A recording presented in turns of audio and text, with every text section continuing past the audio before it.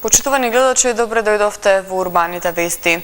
Институтот за македонска литература и амбасадата на Словачка во Македонија денеска го промовира вториот зборник на научни трудови македонско-словачко книжевни, културни и јазични врски, произлезен од втората македонско-словачка научна конференција одржана во јули 2015 година во Ману.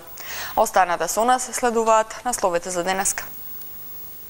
Со стихови за душата одбележена 18-та литературна манифестација Илинден 2017. На 28 и 29 април Урбан Фест во Центар.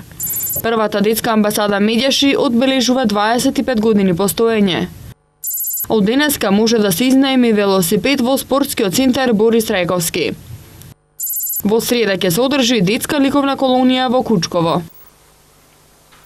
Во стиховите на 25 реномирани автори од Македонија и балканските држави има можност да уживаат љубителите на поезијата во општина Илинден на централниот настан од годинашната 18-та литературна манифестација Илинден 2017 на поетскиот митинг Стихови за душата.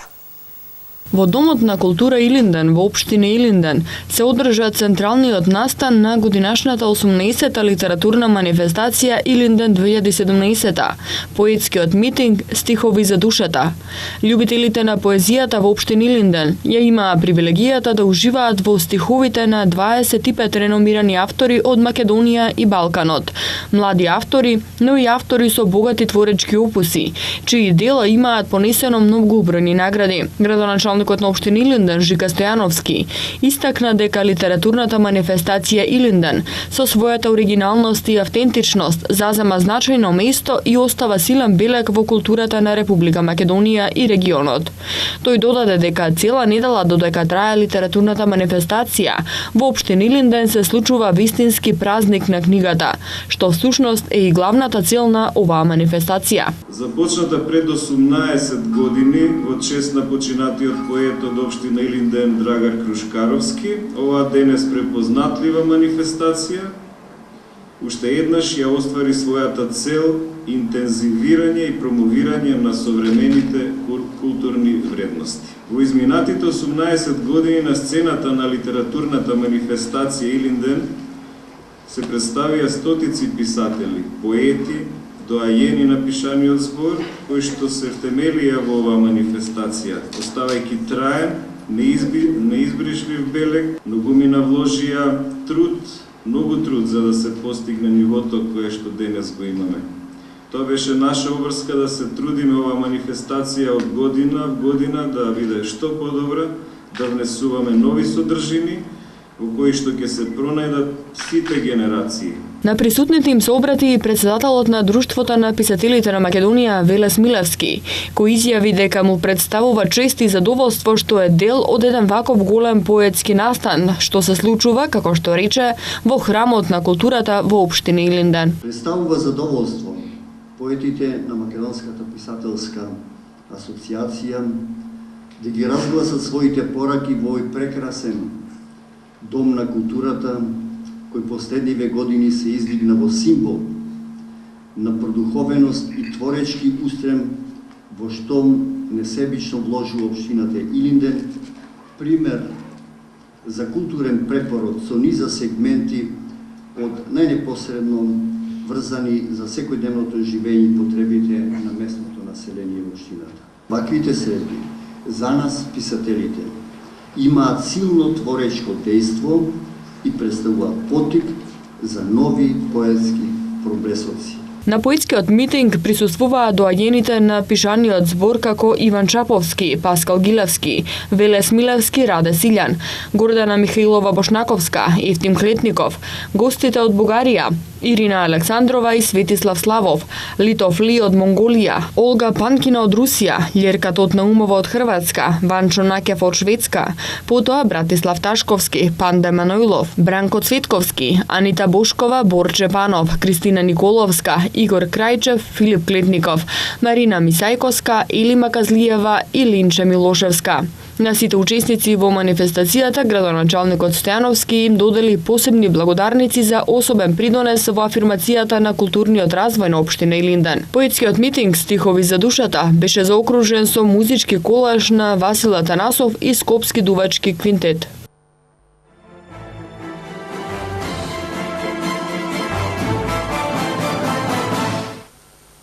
Уметници од Европа ќе бидат дел од меѓународниот фестивал на живите статуи, што на 28 и 29 април ќе се одржи на плоштадот Јадран во општина Центар. На фестивалот ќе биде присутен и двократниот светски шампион во живи статуи. Фестивалот ќе добија и хуман карактер, а собраните парични средства артистите ќе ги донираат на самоохрана мајка од Скопје која боледува од рак. Меѓународниот фестивал за улична уметност за живите статуи, Урбан Фест, ќе се одржи на сквер Јадран во Центар на 28 и 29 април.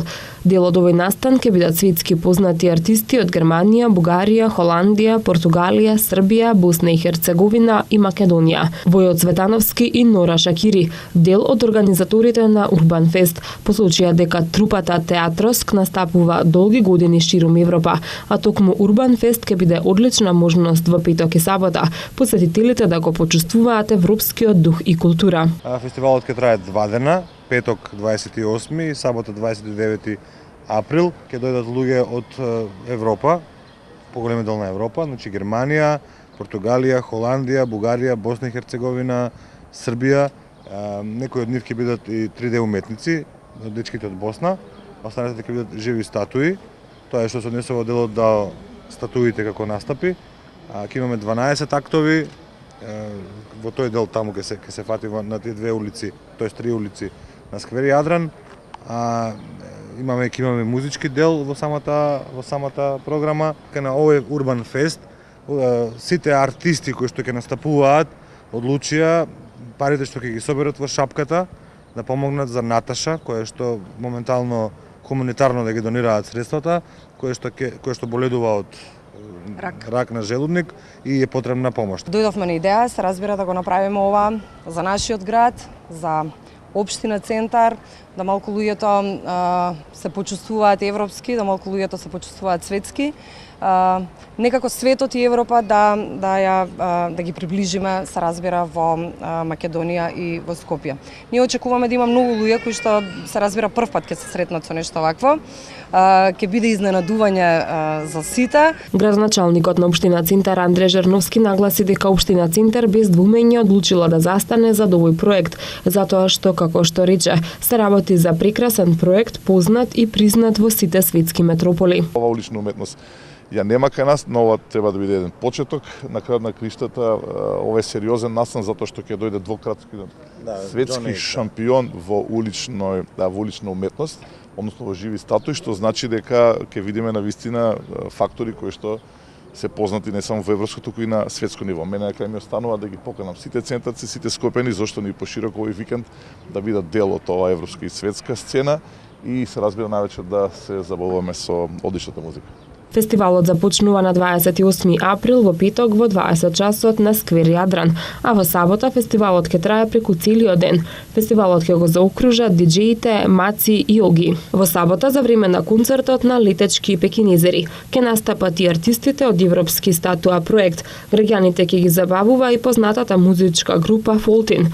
Урбан Фест е првиот фестивал кој на македонската публика ќе ја возможи вакво незаборавно светско искуство, а собраните средства од вообичаеното донирање во шапките на артистите ќе биде наминато за лекување на самохраната мајка Наташа која боледува од рак.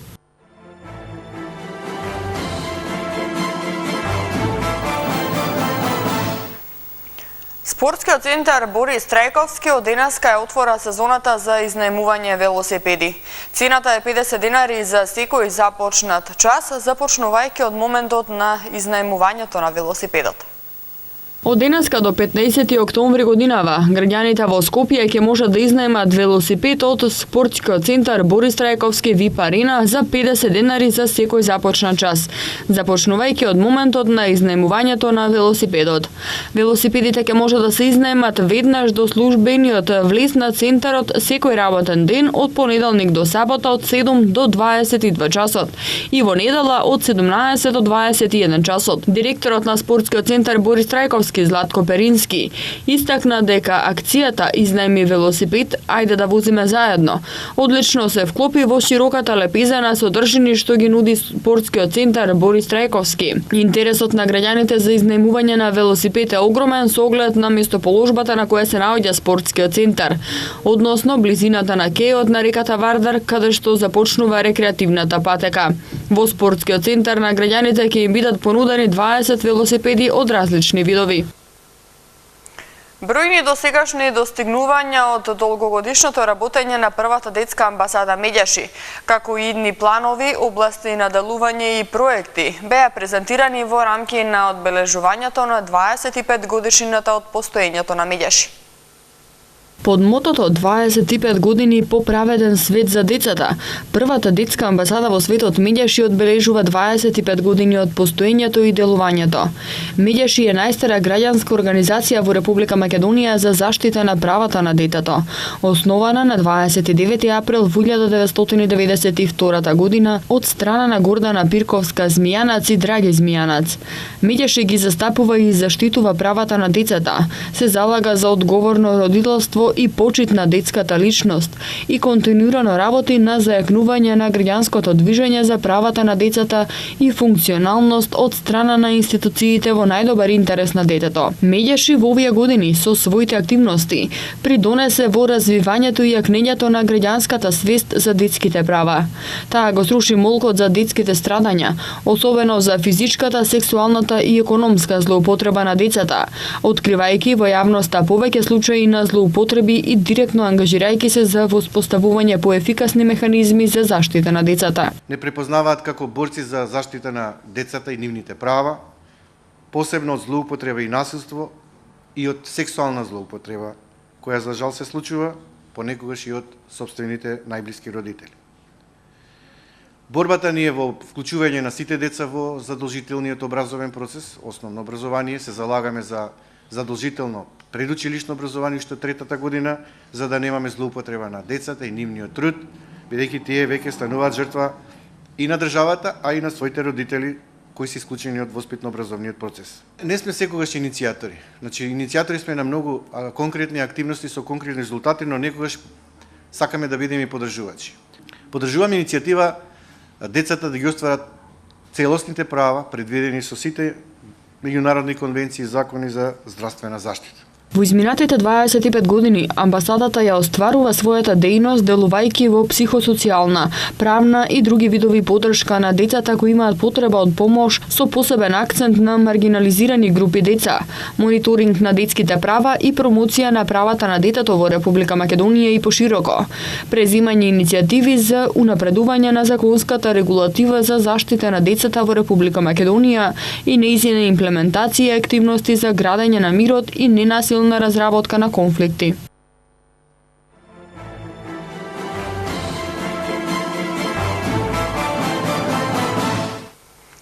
Во среда во селото Кучково во општина Ѓорче Петров ќе се одржи традиционалната ликовна колонија за ученици од 6 до 9 оделение. Делата кои ќе бидат насликани на оваа ликовна колонија ќе бидат изложени на општонародниот собир кој ќе се организира за 1 мај. Во Кучково традиционално и годинава ќе се одржи ликовната колонија која ќе ги обедини најмладите уметници од основните училишта од општина Ѓорче Петров и од градот Скопје. Ликовната колонија ќе се одржи на 26 април на 3 локации во селото Кучково: на сред село Стара Чешма во село Кучково, во манастирот Свети Ѓорѓе и во етно ресторанот Старо Буре. А учество ќе земат над 40 ученици од 6 до 9 оделение од општината и сите општини во градот Скопје. Младите сликари за своите дела ќе употребуваат молив и јаглен, акрилни и темперни бои, кои ги обезбедува општината.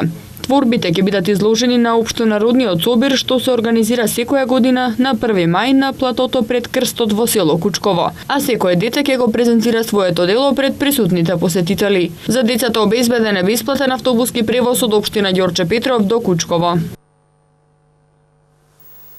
Во општина Газибаба се промовираше новиот ракометен клуб Солидарност 1978, на која покрај представници од град Скопје, општина Газибаба и Агенцијата за млади и спорт, присуствуваше и нашиот познат ракометар Стефче Лушевски.